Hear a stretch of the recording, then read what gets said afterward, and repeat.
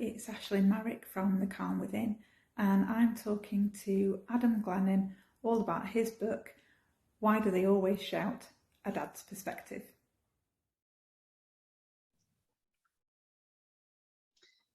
Okay, so good morning. I am Aislinn Marek from The Calm Within, and I am talking this morning with the wonderful Adam Glennon all about his book, Why Do They Always Shout? So, A Dad's Perspective. So good morning, Adam. How you doing? You okay? Yes, thank you. Are you?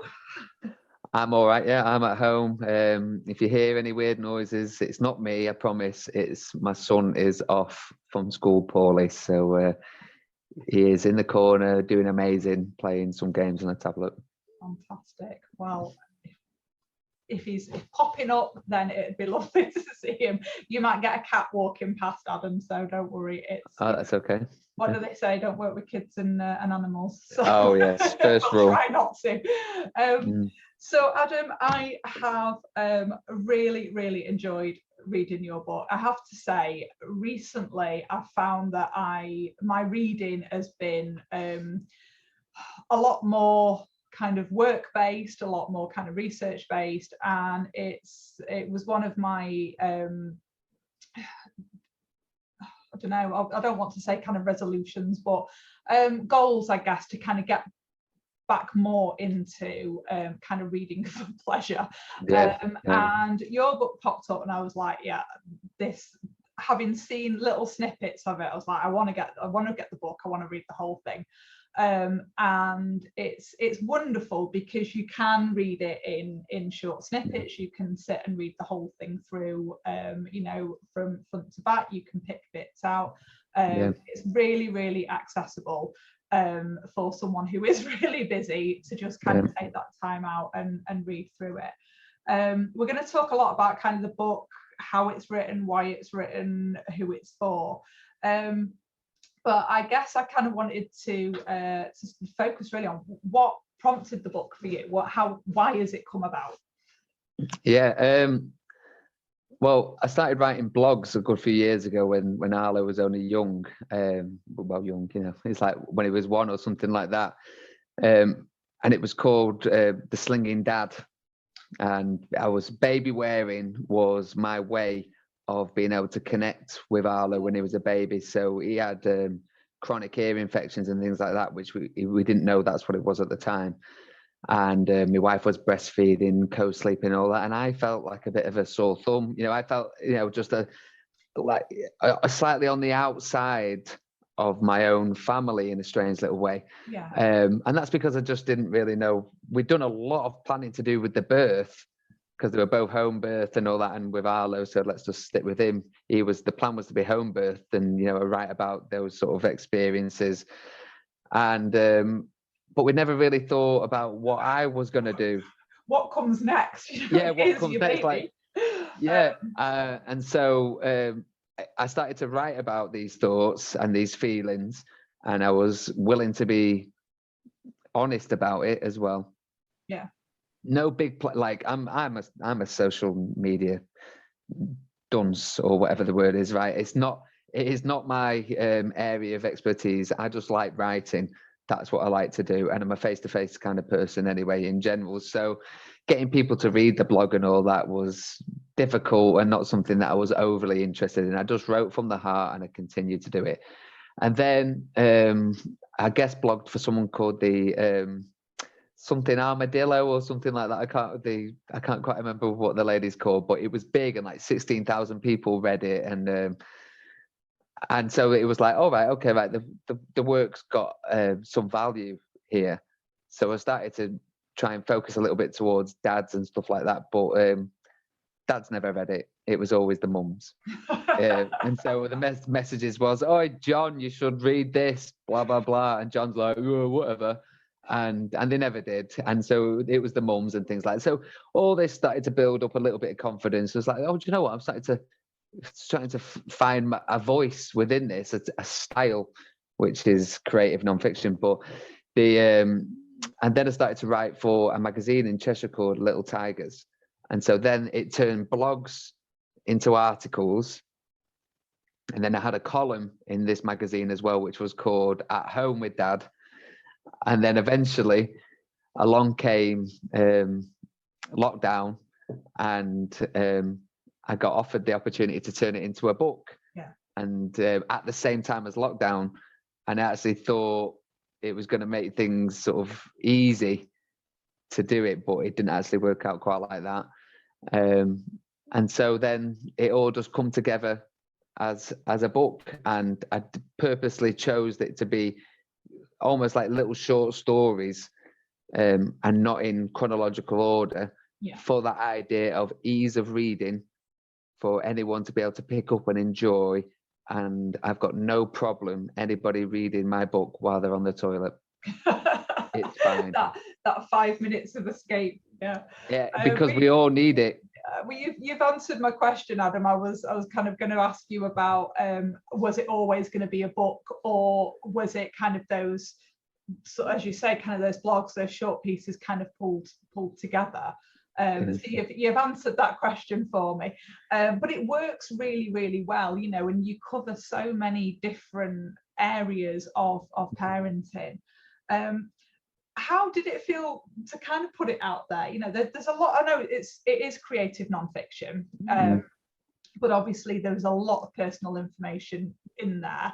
How did that feel for you to kind of go, here you go, public, here's me, but also for the missus as well, the wife, as she's referred to in the book.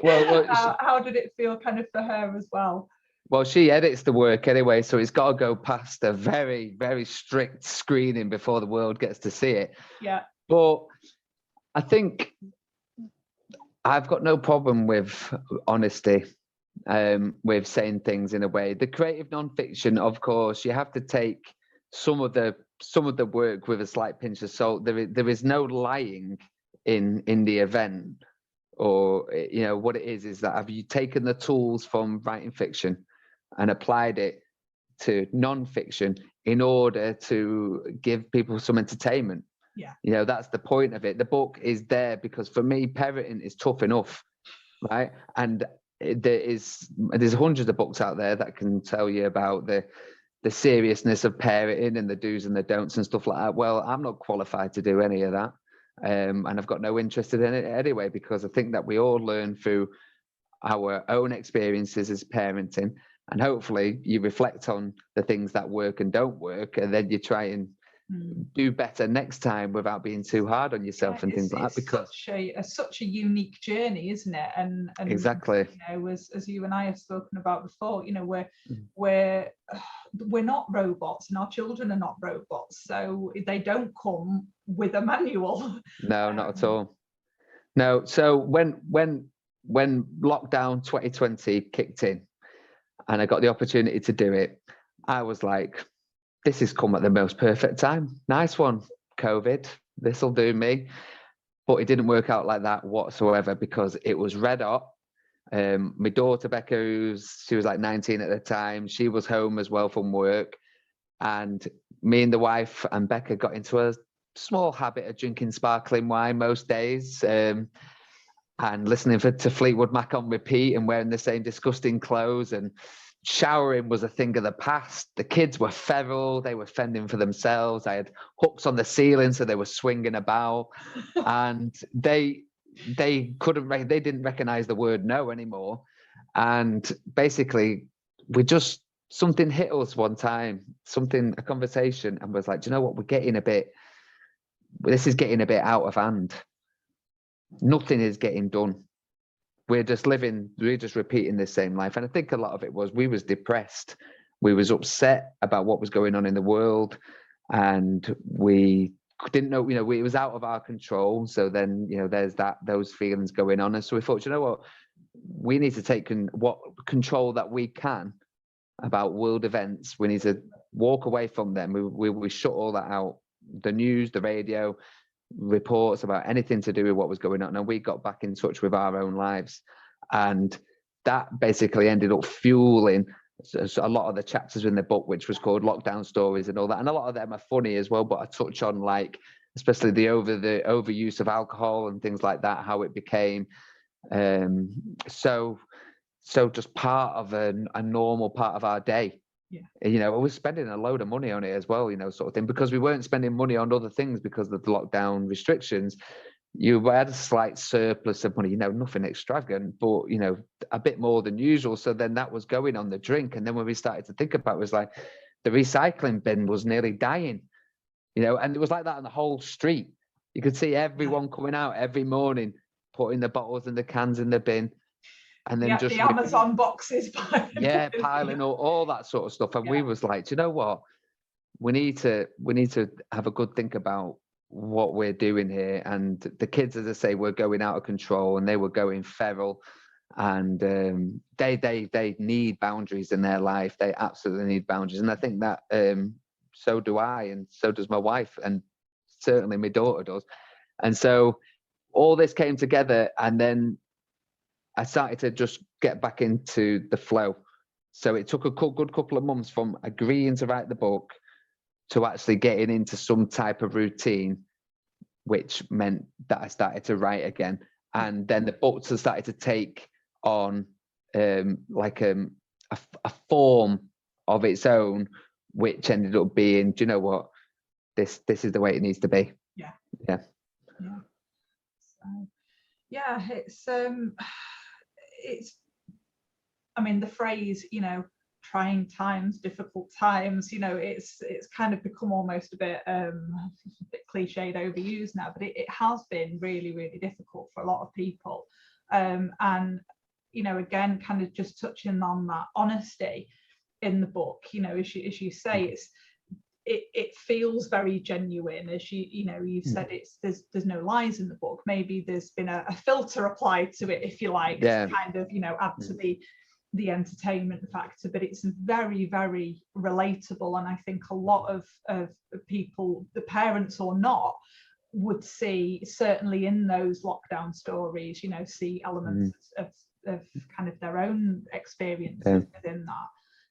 There's like a recurring theme from the reviews and things and people that are ready. I get a lot of people saying, I was nodding along, I had to put it down, I was crying my eyes out, laughing. Absolutely. And I think that, you know, that's what I'd said to you, kind of reading it. There were points at which, you know, I'm kind of nodding like, I can see, you know, parts of my own parenting journey in there, my own lockdown experience in there, you know, even kind of the you know, relationships, but also, so there's been nodding along, there's been, you know, moments of particularly kind of when, you know, you sort of talked about the sleep deprivation, and it just, God, it makes you want to just cry, because it's you can feel how painful that is at times, how much it impacts. But then there are also the, you know, the laugh out loud moments as well. You know, the conversations with the wife, I think, you know, it's like, I can definitely I can see that. It's like, yeah, you were right all along. And then there's a section within it called Becoming Dad, which is written, so most of it's written in like first person present. So you're going along with the journey, and that's a technique, a device, so you as a reader can actually go project yourself into the moment with the person. But I also write a third person past tense, which is he thought and stuff like that. And I write about becoming dad, and that was a way of me to sort of almost like separate myself to be able to write some things that was a bit more touching, because I really have a struggle with accessing my own feelings, you see. It's not something that I've been well equipped to handle. You know, the children have taught me so much that without the boys and without Becca as well, there's so much that I think I would still be quite separated from, and that's to do with my own childhood experiences where things have happened and I've gone, no, not thinking like that anymore. No, I'm not going to get excited about that because it's always a letdown, and you know, they have put up my own barriers, and the children have helped to dismantle some of those, because I've had to do it. I've had to dismantle certain parts of my behaviors and personality and things like that in order to make sure that I can be the best dad that I can be. Because if I just stay distant from them, then I'm stayed unaware of those things that have hurt me as a child, then I wouldn't really progress. And so by writing as well, it's a massive tool, and I recommend it to anybody. Absolutely. So I was going to say, becoming dad, that was my way to. It's been really therapeutic for you. Yeah, absolutely, and kind of separating out the way that you were parented with the way that you parent, and it feels that, you know, by writing, that's really allowed you to kind of explore that. Like in the book, I don't go into great detail, like I don't point fingers at my mum and dad's behavior, nothing like that. It's more of like generational ways of parenting. Like I might talk about, I would never say to my kid, don't pick your nose because your head will cave in. You know, I'll just never say that to him. But I might have done almost once upon a time, because that's a generational like way of communicating where you think it's all right. But I put that down to almost like people use bribery all the time to get things done. And I've been there and I tried that and it didn't work, because in the end, you've got nothing left to give. No. And as you say, you know, kind of there's a lot in there. You've just reminded me, you know, the potatoes, or, you know, growing behind your ears and that sort of thing. And still like, you know, watching TV will give you square eyes and all that sort of stuff. Then when you live with very literal children as well, you know, you realise, what am I saying here? You mentioned, Adam, that, you know, obviously it's a dad's perspective, but you're finding that actually it's the mums that are doing the reading. Who was your kind of target audience then? What was it, you know, for dads?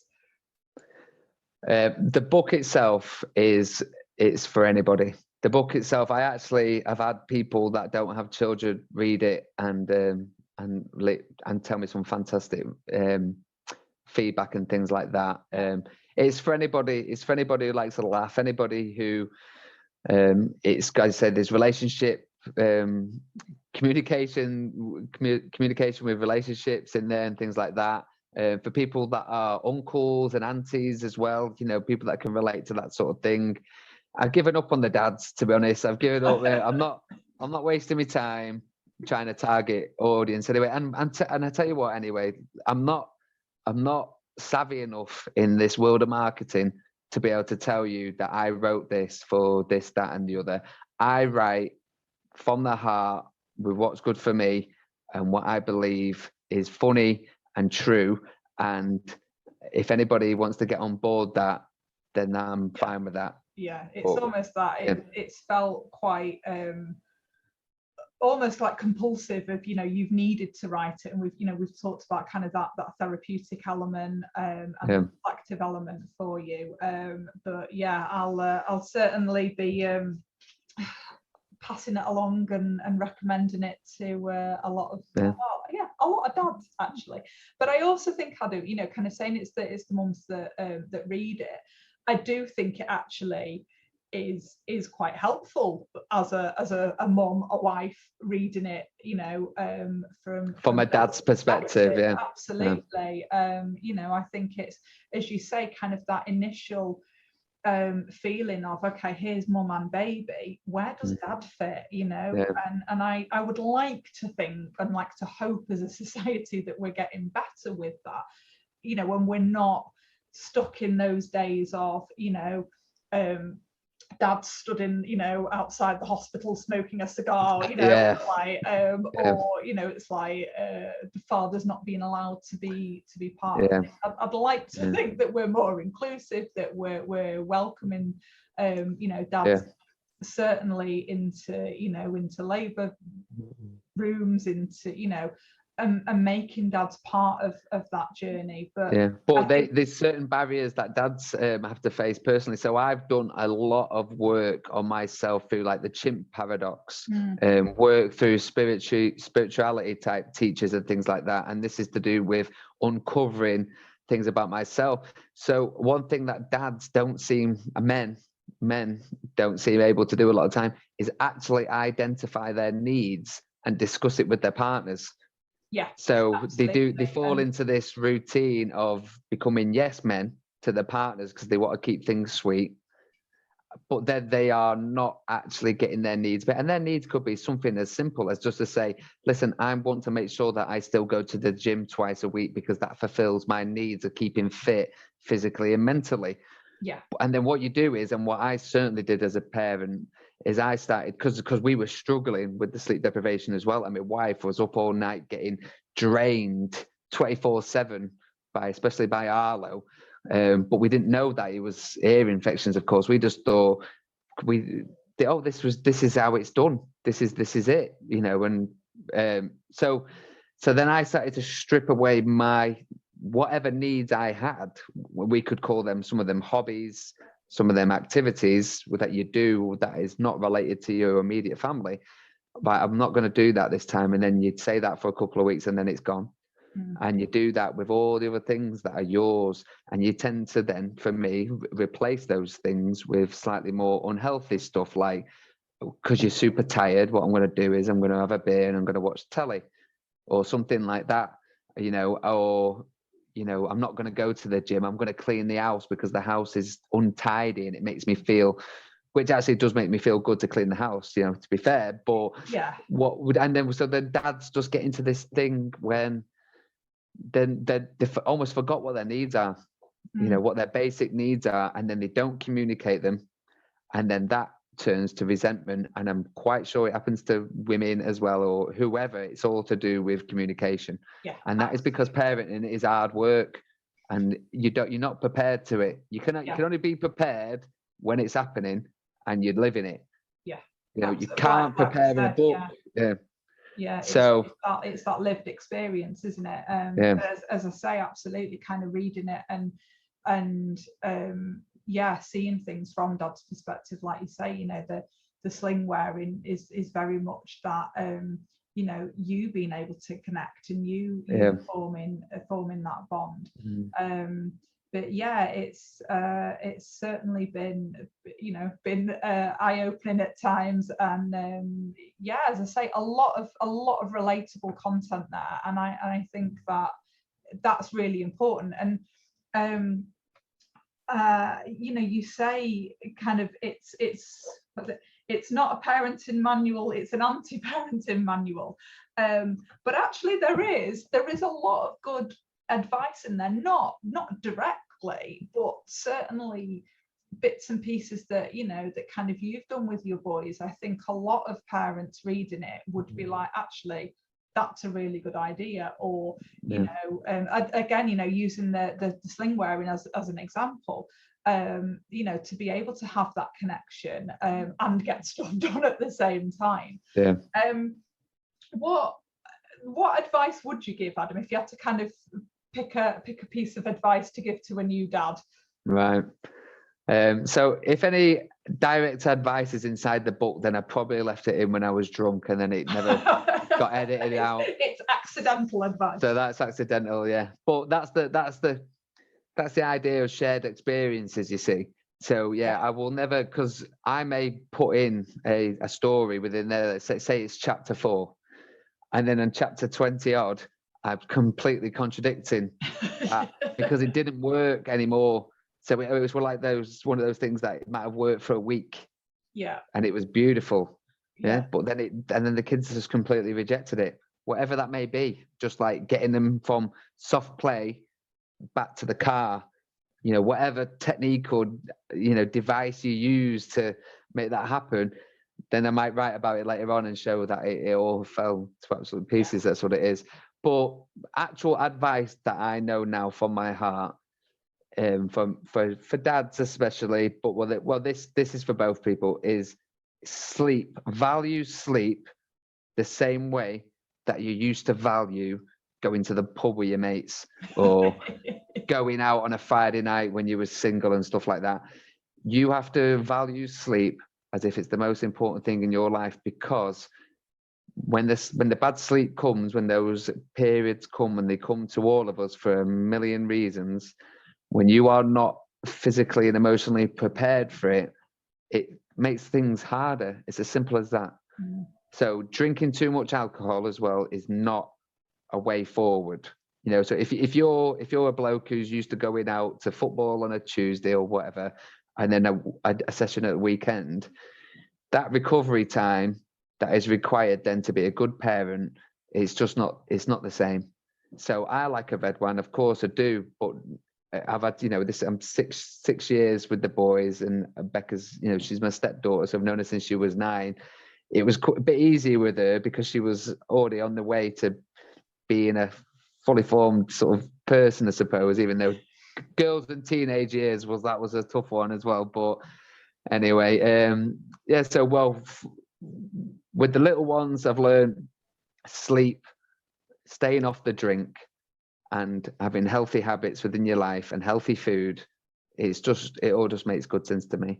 And when it comes down to my teenage daughter, what I've learned is to be calm and to be empathetic to her feelings and not be nosy about her actual life.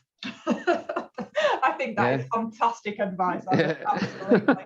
I think, and that you talk about the sleep, that's a big feature of the book, and obviously I won't say too much because we want people to go out there and get their own copy and read it, but yeah, it's it does, I think all of it comes down to that self-care as a parent, and absolutely, I talk about self-care a lot, and it's not the kind of cliched, if you like, go and run yourself a hot bath, go and have a day with the at the spa or whatever. Self-care, it's the basics, it's the eating well, sleeping well, as you say, having a clean house, all of that.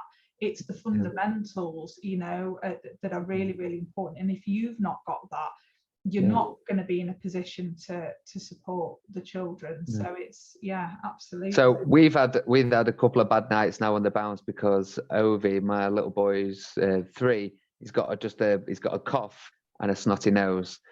For him, even though he gets it twice a year, it's the first time he's ever had it, and he wants everybody to know. He wants everyone to hear this cough, and he's going to really, he's Shakespearean, his ability to cough from 3 o'clock in the morning till whenever time he wants. So it's been a rough couple of days, but I'm drinking water. I'm making sure that I've not got a lot of plans on this day. The house is pretty clean, but I'm not going to, I don't need to go over the top, and it's not a stressful situation.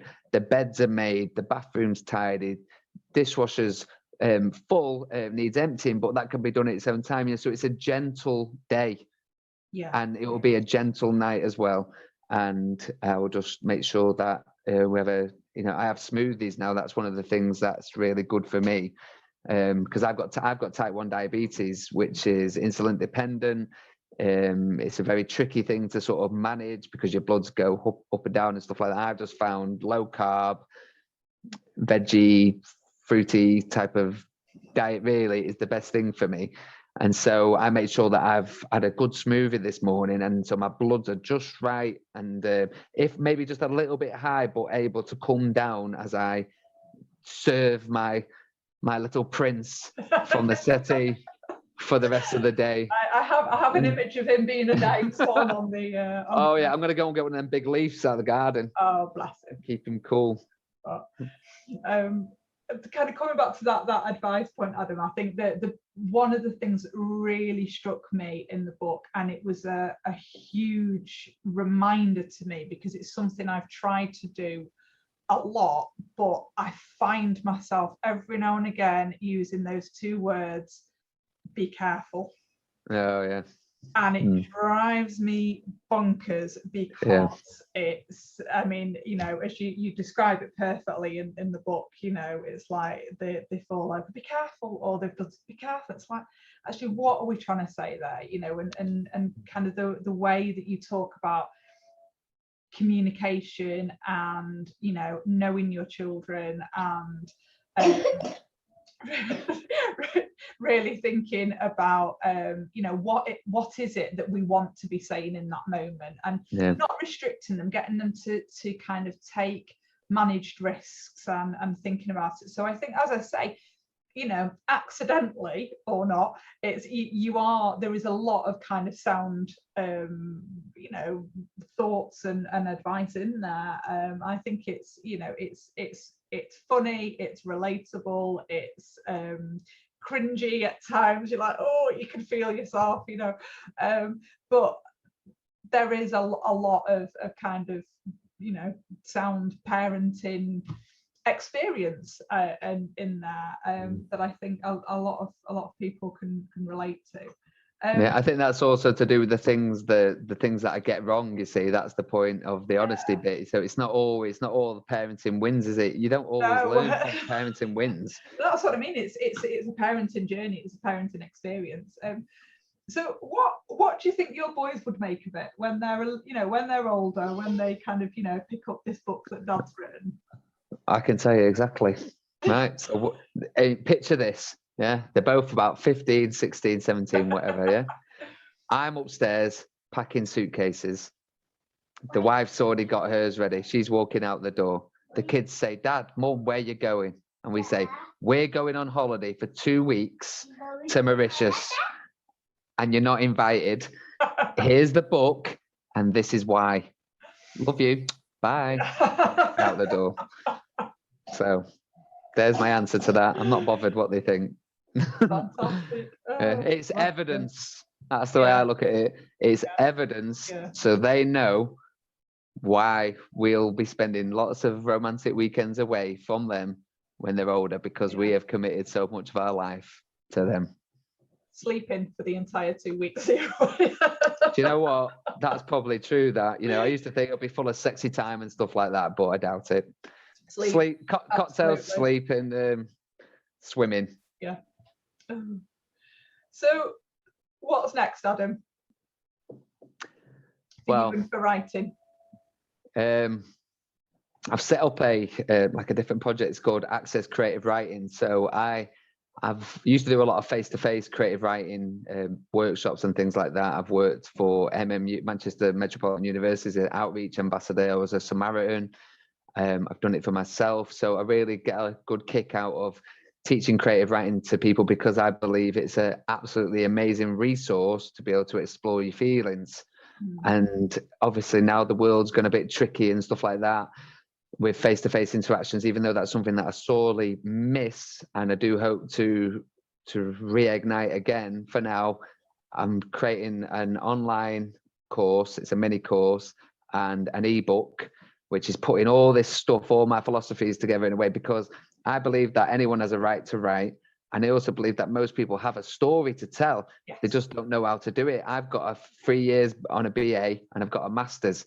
I've already hit and gone through all the barriers that might prevent people from stopping, because a lot of people, maybe they've got some amazing story, and this is non-fiction most of the time, because I meet someone in the pub, they go, oh, you should write a story about my life, or the other one is, they should make a film about my life. And I always say, why? Go on, tell me. And people, the most ordinary person that you could meet in a pub, some people have had really extraordinary experiences. That could be in the military, that could be in a work experience, that could be a health recovery, that could be their own personal lives as children, and trauma and drugs and drink, all this sort of stuff. So they've got this idea, and how do they get it out? Well, they don't have a clue. Sometimes they might write a couple of chapters, they hit barriers that they don't understand is a barrier. Yeah. And then they just put it to bed, and they sack it off, and they lose confidence, and they don't look at it. And most of the time it's because they've never understood the importance of forming a healthy habit straight away. Yeah. So when you develop a healthy habit, what you're doing is you're tricking your brain, because you're saying to your brain, going, oh, I'm not trying to push squash out. I'm not trying to push out watching telly. I'm just trying to introduce something new, and it's little and it's nice. And so then your brain goes, all right, okay. So you just do little and often. Yeah. And then you don't try and write a novel in a weekend. Yeah. After drinking 10 pints of beer or a bottle of wine, you go, do you know what? I'm finally able to do it, because then you hit the barrier, then you read it on the Monday and it's not very good. And why would it be? It's the first draft. Yeah. And you did it when you was drunk, and you started at 11 o'clock at night. And it felt amazing when you were doing it. And that's the bit you need to remember, that it felt amazing. So I'm trying to bring a bit of that together, and for my next actual book, I'm still developing. I do little blogs all the time, but I say I've got like 0 engagement on social media, to be fair, because I only started back on social media last year. So I'm still learning about that. But every small blog that I do will basically about the boys will all be the next chapters for the next one. And I'm also writing another book, which is an ebook called Why Do I Always Drink? My Constant Companion. And it's about learning. I don't drink that much anymore. It's like once or twice a week, usually just the once. And I'm not trying to quit drinking or anything like that. I'm just trying to understand how this constant companion has been with me for many, many years, and recognizing where it first came from and how it's influenced my life over the years. So for me, a drink is somebody's died, let's have a drink. Somebody lived, let's have a drink. You've had a minor achievement, let's have a drink. It's become such an ingrained part of culture for a lot of people, hasn't it? But it's, as you say, it's kind of the go-to for everything. So. I did a month recently without a drink, and I tell you what, it was hard. It wasn't like one of those things where I came out the end of it going, oh, I feel like such a different person. It was like, no, I want a drink now. The month is finished. So, and I want to understand that and explore it a bit more. So I'm going to write it in exactly the same style as Why Do They Always Shout? So it'll be honest and it'll be funny, but we'll be touching on real issues that I think a lot of people will have in common, and they'll be able to relate to it. Yeah, fantastic. So you've got lots of different projects going on there. You've got the continuing with the stories about the boys, that exploring that relationship with alcohol, and also your creative writing, creative non-fiction course. It's Access Creative Writing, that's what it's called. Fantastic. Yeah. We will put some information up, Adam, when I'm going to share this, and I'll put some information alongside with it. So thinking about this book, Why Do They Always Shout? A Dad's Perspective, where can people get hold of their copy? So if you want a signed copy, then you can just go to whydotheyalwaysshout.com, and that's a website that I've created. It's got some funny videos on there and some sample chapters and some of those other blog bits that I write. But it's nothing fancy. It's just like a nice, easy platform for people to be able to access the information. And so you can click on the shop there, and I've got a few copies at home, or you could just go to Amazon and just type in the title, and you can basically, through the Amazon, it's amazing. It's there within a day or 2 days. It's pretty fantastic. Add to that pile of Amazon boxes. Yes. Yeah. Right. Fantastic. Thank you so much, Adam. It's been lovely to talk to you and to hear more about your experience of writing the book. And Thank you. I hope the print recovers soon. All right, yeah, we'll do. Be fine. Thank you. All right. Thanks, Adam. See you, Ash. Bye. Bye.